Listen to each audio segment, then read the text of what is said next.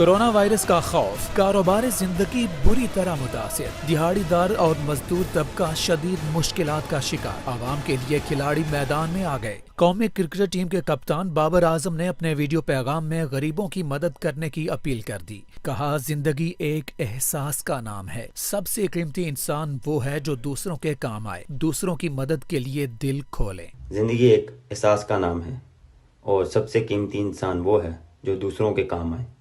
तो आएँ, अपने मज़ीद दिल खोलें और एक अच्छी काज के लिए डोनेट करें। डोनेट करो ना। आप सबके लिए दुआ।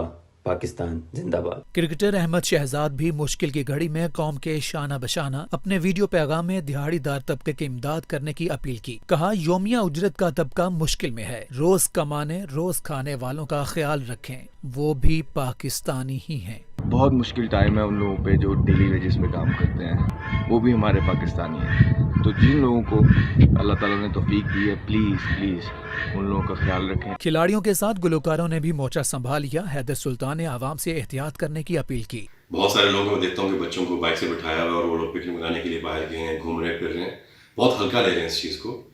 सो काइंडली बार बार हर जगह से बात सुनने को मिल रही है कि एहतियात करें। दैट मीन्स कि आपको एहतियात करनी चाहिए। कोरोना से बचाव मुहिम में गुलकार अताउल्ला ईसा खिलवी भी मैदान में आ गए। वीडियो पैगाम में कहा, अपने साथ साथ पड़ोसियों का भी ख्याल रखें, अपने घरों में रहें और महफूज रहें।